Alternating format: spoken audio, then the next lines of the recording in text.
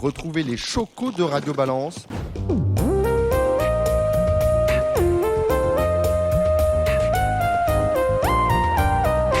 Bonjour et bienvenue dans le Before du Grand National du Trot Paris Turf. Avec vous, dans ce Before, Jérémy Lévy, Gigi Turf. Salut Jérémy. Bonjour Dominique, bonjour à toutes et à tous. Alexandre de Coupman est avec nous, qu'on retrouve régulièrement sur Facebook de Coupe Tuyau. Salut Alexandre. Bonjour Dominique, bonjour tout le monde. Et le meilleur d'entre nous, Cédric Philippe de Paris Turf. Salut Cédric. C'est inquiétant pour les autres. Bonjour chers amis. Bon, nous allons parler de la 6e étape qui a lieu sur l'hippodrome de Laval. Alors on va faire un petit flashback avec, tout d'abord à Reims, c'était le 10 mars dernier, la victoire de Bicouldel, une cote qui approchait les 100 contre 1. Ensuite nous sommes allés à Marseille-Borelli, nous avons vu la victoire de Décoloration devant Elliot Dambry, c'était le 31 mars. Le 14 avril, direction Lyon-la-Soie, avec la victoire d'Eden Basque et de Pierre Vercruis. Mort de Bretagne, c'était la 4e, c'est Crack Money qui s'était imposé avec tout l'argent de Cédric Philippe, on s'en souvient, il y avait près de 20 contre 1. Et la 5e étape a eu lieu le 26 mai dernier sur l'hippodrome du Croisé-la-Roche avec la victoire de Firecracker. Alors cela veut dire qu'au classement général du GNT, Deganawida, qui n'a pas encore gagné une étape, mais qui est pratiquement celui qui a été le plus assidu au départ de ce circuit, est en tête avec 25 points.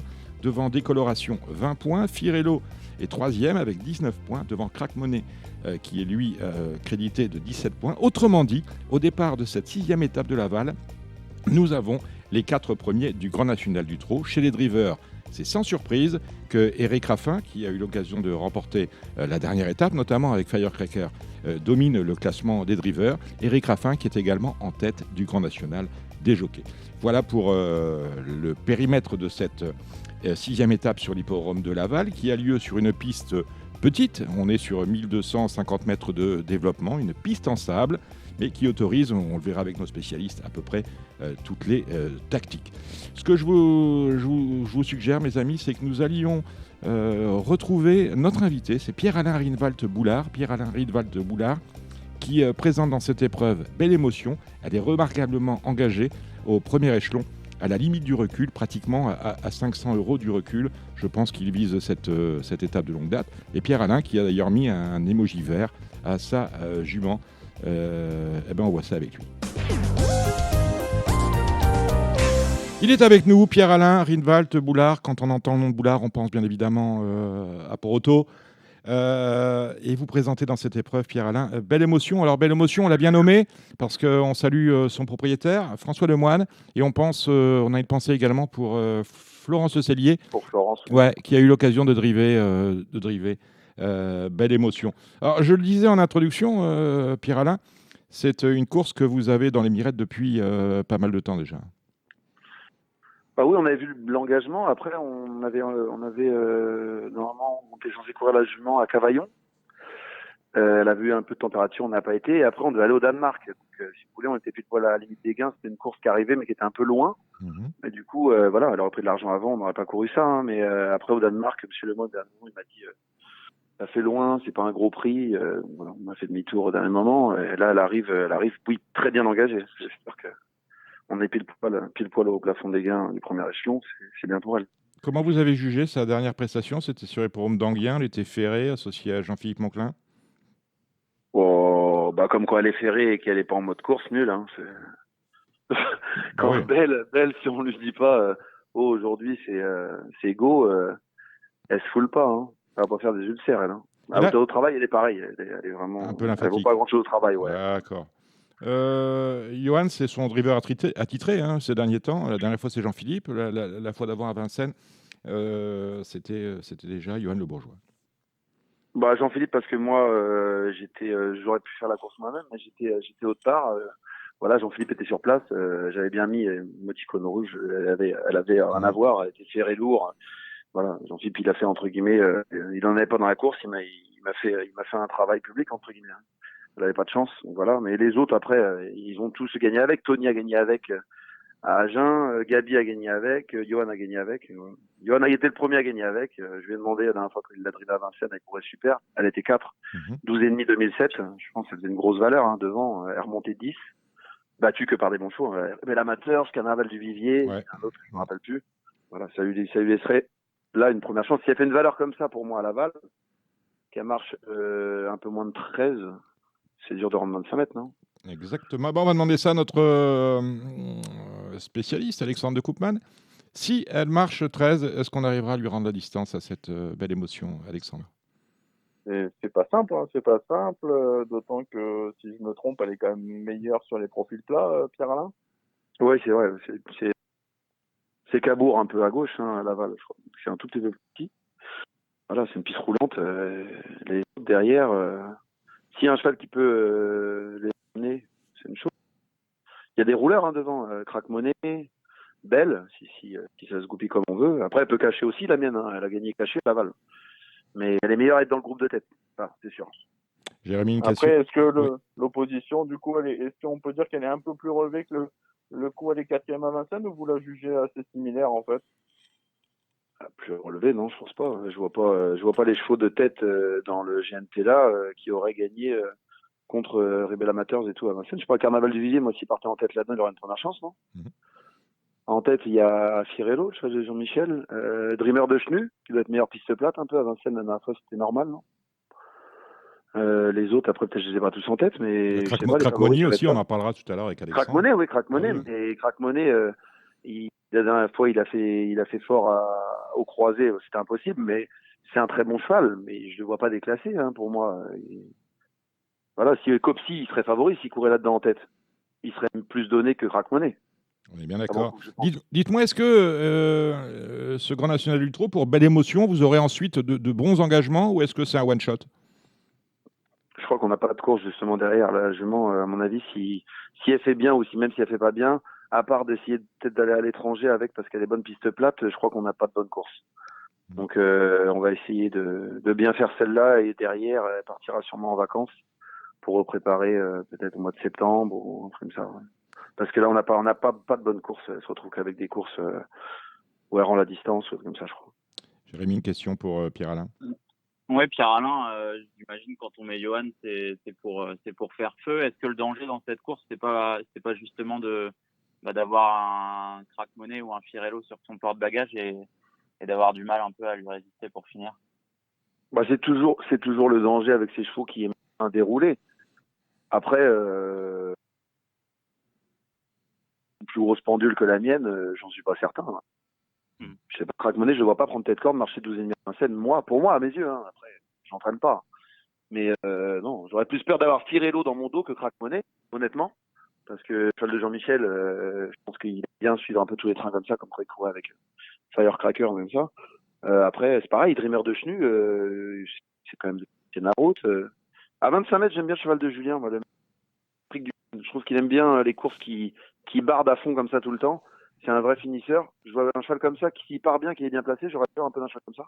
Prix du Chêne, Décoloration numéro 12. est capable de venir. Décoloration, elle est capable de venir, mais 25 mètres, c'est quand même pas facile. Après, tu sais bien si ça se court vraiment comme on le pense, ça va être vraiment dur de venir à l'extérieur. Le wagon de la corde, il va quand même être, en théorie, très bon. Ah ouais, faut qu'il y en ait un qui soit décidé pour venir à deux. Hein. Bah, qui se suicide ou sinon qui prenne la bonne option, parce que parfois, si on vient à deux, si devant il se bagarre, et si on a une corde et que personne vient trop en dehors de lui, je pense pas qu'ils vont aller non plus 11 toute la route. Hein. En général, quand t'as le rail, tu vas régulier, mais ils vont pas être en mode non plus rapide level. Hein. Que ce soit n'importe lequel, il y en a pas qui sont capables non plus d'aller 11 toute la route pour finir en slip pour finir. Pour finir, il faut avoir quand même un peu de sauce. Hein. Je veux dire, il n'y a pas beaucoup de courses qu'on peut gagner en faisant la différence au 1000 et finir en lambeau. Tu as toujours des chevaux qui tiennent la route, qui viennent te refaire pour finir. Donc, il faut garder un peu de ressources quand même pour les dans les 500. Hein. En tout cas, Pierre-Alain, félicitations parce que votre effectif est en pleine forme. Le driver ne l'est pas moins. Vous avez gagné à l'Andivisio, c'était avant-hier. Et vous avez surtout gagné à la cote astronomique de 230 contre 1 à Vichy. C'était la première épreuve d'une premium samedi. Comme quoi, vous savez aussi driver et puis faire afficher de belles cotes. Faire afficher de belles cotes, quand je drive, il y a toujours des belles cotes, je pense. Parce que les gens ne vous font pas confiance, ils voient Pierre-Alain Rinwald-Baudard sur Sulky. Souvent, je drive mes chevaux quand. Moi, j'aime pas déclarer des pilotes quand les chevaux sont pas archi prêts, parce que les parieurs, dès qu'il y a des pilotes maintenant, les parieurs, à mon avis, ils jouent le déferrage, les plaqués et puis les drivers avant de jouer vraiment les chevaux. Donc si je déclare un cash driver déféré et que le cheval n'a pas de chance, ben on envoie les gens dans le mur un peu. Donc on est là pour défendre les parieurs avant tout, c'est ceux qui nous font vivre. Mais là, le cheval Eleven, j'aurais gagné tout seul le coup d'avant à Fougères, l'avant-dernière course. Et Fougères, c'est une piste vraiment sélective. 3002, j'ai pris la tête. J'ai été régulier. Le cheval, il m'a fait la faute. J'avais mis silence de rendement pour la première fois. Il m'a fait la faute à 150 mètres du poteau, mais j'aurais vraiment gagné. J'ai vraiment un truc, mon cheval. C'est un bon cheval, Eleven. On a dû le gérer la dernière saison parce que vraiment, il a un bon moteur. Chaque fois qu'il était bien, il a fait des bonnes valeurs. Et là, voilà, moi j'étais en confiance avant la course. Hein. Tout le monde entrée de piste à Vichy m'ont dit vous avez une chance. Je dis oui, c'est les sages. Et je me suis appliqué à le garder au trot parce que je suis parti. J'ai vraiment laissé faire les autres. Et il y a eu un coup de frein d'un coup en face. J'ai dit je viens maintenant. C'est pas un cheval à courir faire 200 mètres. J'ai été régulier. Hein. Il marche 15. Mon cheval, il marche pas 13. Hein. Il marche 15. J'ai été régulier. Voilà, c'est pas un très gros lot à mes yeux. 230 €. Je pense qu'un cheval qui fait une course de rentrée qui aurait été requalifié, pas couru depuis 2 ans. Il n'aurait pas été plus cher. Donc voilà, c'est vraiment que les gens n'ont pas joué parce que c'est moi. Mais si le parieur qui suit, pour moi, le cheval qui l'a regardé ou le mec qui l'avait couru à Fougères, Il l'a nécessairement touché. Il va aller à mes yeux, il va aller à mes yeux, aller avec moi dans le sulky, 25-30 € maximum. Il vaut jamais plus de 50 € parce que c'est pas un âne, c'est pas un cheval que j'ai récupéré qui vient de réclamer à 6 000. Hein. Et on l'a payé 230 € 20 gagnants, 28,80 € placés de mémoire. Merci Pierre-Alain Ritval de Boulard. Nous serons sur les forums de Laval demain. On aura l'occasion d'aller vous saluer. J'espère. Et puis le public sera là, ce sera top. Et ça va être top. C'est une belle journée qui nous attend. C'est sans doute l'une des plus belles étapes de ce circuit 2021, comme chaque fois que nous prenons la direction de la Mayenne pour aller à cette étape de Laval. Merci Pierre-Alain.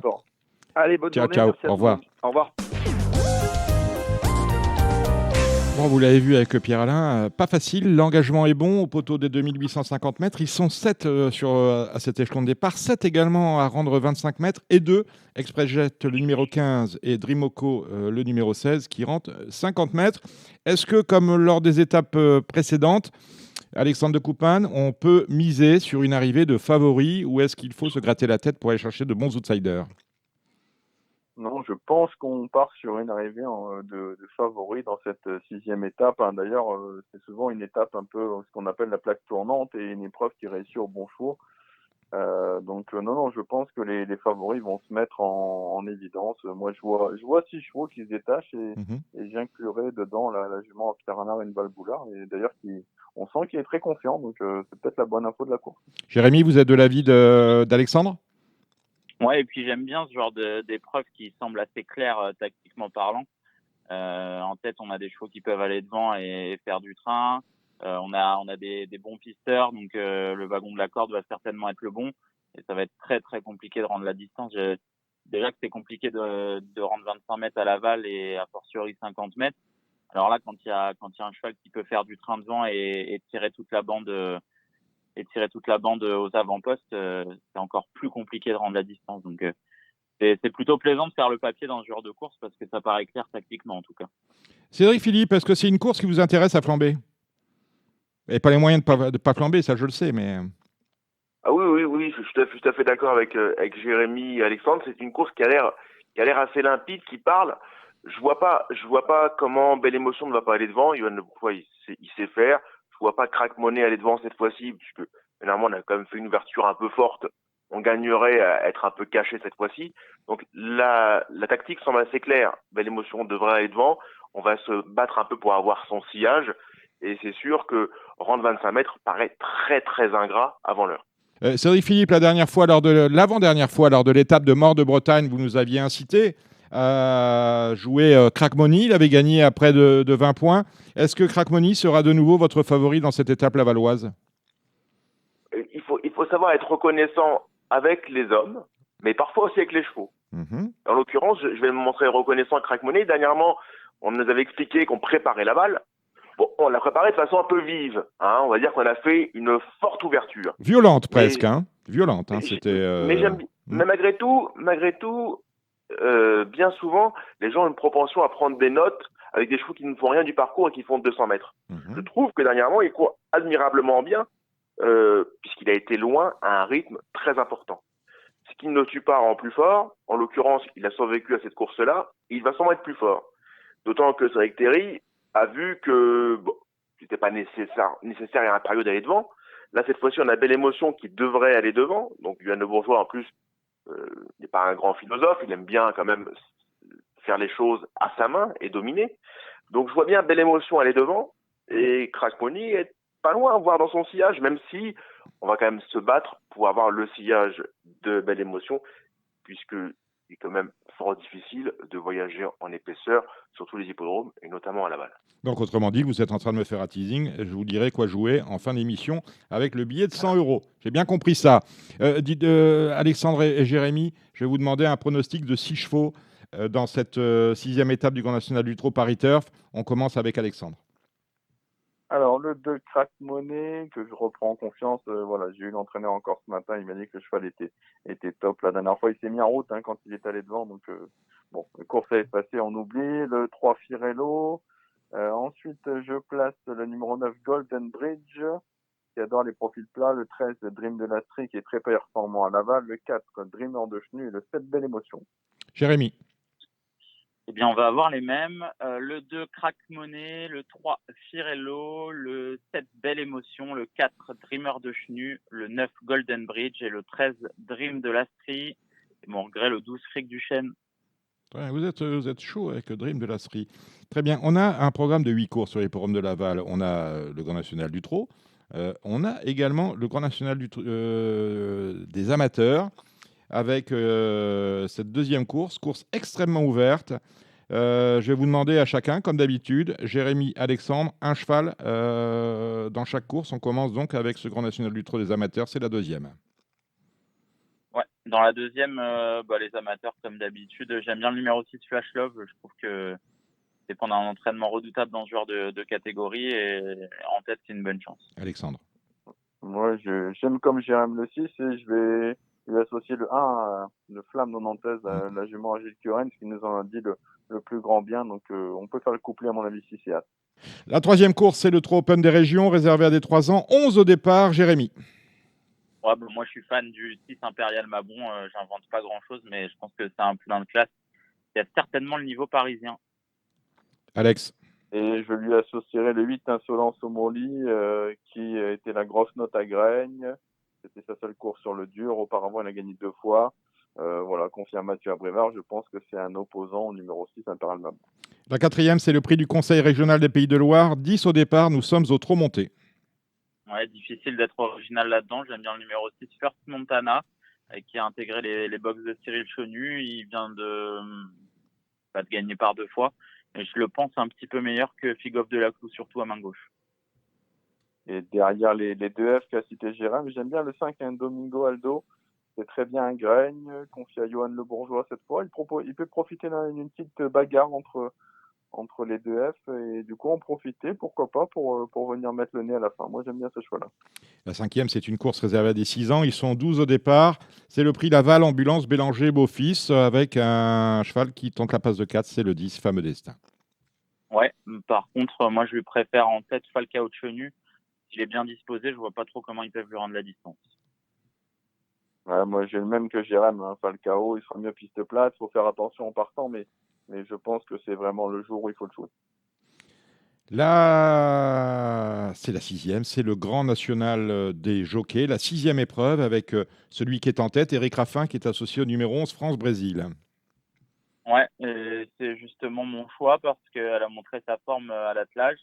Et je pense que le fait d'alterner doit lui faire le plus grand bien. Donc, j'irai contre Finger de Rodré, dont la forme est peut-être un peu sujette à caution. Et je jouerai ce numéro 11, France-Brésil. Et en plus, d'autant que les élèves de Pierre-Emmanuel Marie sont en grande forme actuellement. Donc, ce 11 France-Brésil, je pense que c'est vraiment la base de la course. Voilà, après, si vous lui associez un cheval, le 5 Pasteur Siga, qui est actuellement irréprochable, je pense que 2 bonnes bases pour jouer au multi dans cette épreuve. La 7e course, c'est un pic 5. C'est la course préférée de Cédric Philippe, c'est le prix Nicolas. Ils sont 12 au départ, des 5 ans n'ayant pas gagné 90 000 au même échelon, 2850 mètres. Jérém. Ouais, moi j'aime bien le numéro 7, Greco Bello, qui a réalisé une très bonne rentrée. Je trouve que les pensionnaires de la famille Marmion reviennent en bonne forme et c'est une belle course pour lui. Et moi, je reprendrai le 8, Galileo Bello. Pour moi, c'est vraiment le cheval de classe du lot. On se souvient qu'il avait été 3e d'un groupe 2 en début d'hiver. Un groupe 3 d'ailleurs, c'était derrière Firecracker, c'était le prix de Chenonceau. Il n'a pas trop répété depuis, mais le changement de piste peut lui faire du bien et s'il remonte son vrai visage, je pense qu'il peut faire afficher une cote sympa. La 8e et dernière, c'est le prix Baron Guy et Jacques de Ménard. 10 au départ, des 4 ans n'ayant pas gagné 55 000. Vous parliez des Bello et des Bella, autrement dit des Jean-Paul Marmion. Il en a 4 dans la Réunion, il faudra le suivre. Et le 10, Alicia Bella, sera sans doute favorite au plafond des gains. Disons que si le déferrage l'améliore autant qu'il avait amélioré sa mère, elle va être totalement Sa mère, imbattable. c'est Alicia, hein, bien sûr. Ouais, effectivement, une fille de Général du Pommeau qui était excellente déférée des 4 pieds. Et le seul souci, c'est qu'elle manque parfois un tout petit peu de souplesse. Je pense qu'on la défère des 4 parce qu'il lui manque la petite étincelle. Donc à surveiller au canter. Et je pense que le numéro 6, c'est Radames, un cheval brave qui démarre très très vite et qui va être tout de suite dans la bataille. Le bon profil pour être une base dans les 2-3 premiers. Voilà. Moi, je suis d'accord avec Jérôme. Le 6, c'est Radames, une fois des 4. Il battait quand même l'hymne du Gers, qui a gagné 2 fois depuis. Pour moi, c'est clairement le cheval de la course. Eh bien voilà, merci messieurs. Alors vous savez, c'est notre rendez-vous traditionnel à la fin de ce Before. Vous avez un billet de 100 € à investir dans la course du Quintet, la 6e étape du Grand National du Trot. On va passer à ce moment fort de ce Before. Eh bien voilà messieurs, ce mercredi, vous avez chacun un budget de 100 € à jouer sur cette étape du Grand National du Trot Paris Turf. Comment allez-vous l'investir ? Nous allons commencer avec Cédric Philippe. Je vous remercie de m'avoir lancé sur le prix Nicolas. Évidemment, ça va pétiller. Voilà. Mais vous disiez ça parce que vous aviez un cheval que vous aviez élevé dans cette course-là, Grand Marabout, non? C'est un peu votre nom de C'est scène. exactement. Je dors avec lui dans le box. Hein, et je murmure pas à son oreille, c'est l'inverse. Hein. Vous avez bien compris. J'ai bien compris. Mais vous êtes plutôt grabuge actuellement, le 705. Alors, pour en revenir à cette course-là, je vais partir de la base numéro 2, Crack Money, auquel je vais faire des jeux combinés, des couplets gagnants placés à base du 2, Crack Money, auquel j'adjoins le 3, Firello, le 4, Dream de Chenu, le 5, DS Noir. Personne n'en parle, le DS Noir, mais je la vois bien venir prendre une petite place. C'est vrai, d'autant qu'on salue son entraîneur, enfin son propriétaire, Bernard Desmontil. Ce sont des autochtones en plus. Ils sont exactement, des locaux. Très proches de Laval. C'est des gens qui sont très très attachés à cet hippodrome lavallois. Je pense qu'on a dû préparer soigneusement cette course-là. Du Mans qui ne doit faire qu'un seul effort dans le parcours ou presque, et qui a un vrai changement de vitesse. Je ne la vois pas gagner du tout. Hein. Mais si la course bat vraiment et qu'elle peut être tapis en 3e rideau côté corde, elle va en doubler plus d'un pour finir.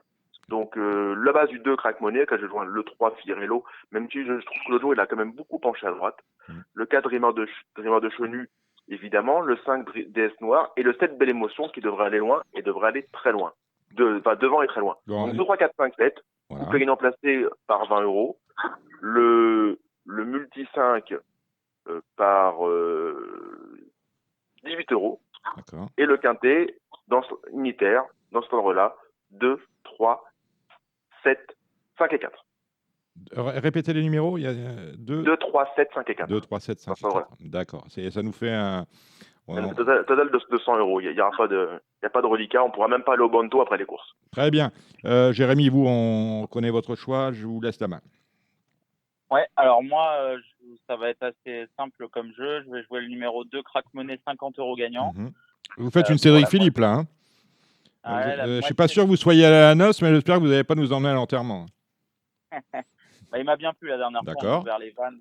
Voilà. Et je ferai un champ en multi-5, base du 2, Crack Money, du 3, Firello, le 4, Dreamer de Chenu et le 7, Belle Émotion, donc le premier poteau. Et je leur associerai le 9, Golden Bridge, le 10, Décoloration, le 11, Dexter Château, le 12, Fric du Chêne, le 13, Dream de la Strie. Et j'ai dit le 9, Golden Bridge, ça en fait 5. Ça fait 4 plus 5 par 10 € en multi 5, et ce qui fait 50 €, au total 100 €. Très bien. Alexandre? Et ben moi, j'ai toujours ce quintet ordre qui me démange. Je veux bien finir par en afficher. Oui, parce que la dernière fois, il y a une petite inversion. On n'a pas perdu d'argent, mais on n'a pas touché l'ordre. Ouais, alors là, du coup, je vais partir d'un cheval de base. Je vais partir du 2, Crack Money. Je vais mettre 4X derrière. Et je vais mettre 5 chevaux derrière en 25% en quintet. Je mets derrière le 3, Firello, le 4 Dreamer de Chenu, le 7 Belle Émotion, le 9 Golden Bridge et le 5 Dream de la Street. Je vais faire le même jeu au multi avec le 2 de base Crack Money, les 5 chevaux associés, ce qui fait un multi à 30 euros. Et enfin, il va me rester 10 euros que je vais mettre gagnant sur Crack Money. Allons-y, en espérant qu'il va nous récompenser. Attention, parce que Dream de la Street, c'est non le 5, mais le numéro 13. Bah, écoutez, merci messieurs, merci Cédric, merci Jérémy, merci Alexandre de Koopman, Cédric Philippe de Paris Turf, Jérémy Lévy. On vous suit sur Gigi Turf et Alexandre de Koopman sur De Coupe Tuyau. Le prochain Bifort, ce sera pour la 7e étape, ce sera sur l'hippodrome de Toulouse, là c'est Pierre. C'est le mercredi 23 juin prochain. Rendez-vous donc pour un prochain Bifort, la veille, le 22 juin, sur les réseaux, nos réseaux à nous, les réseaux de Radio Balance, mais également sur les réseaux du Trot. Voilà, l'émission est bien mise en valeur. C'est le prochain rendez-vous des Biforts. Et sinon, le prochain rendez-vous de Radio Balance, c'est bien évidemment vendredi avec toute l'équipe. On parlera de trot, de galop avec tous nos invités. Portez-vous bien, jouez bien et suivez bien cette étape du Grand National du Trot de Laval. L'une des plus belles de l'année. On est pratiquement à mi-chemin du circuit 2021. À très bientôt. Au revoir.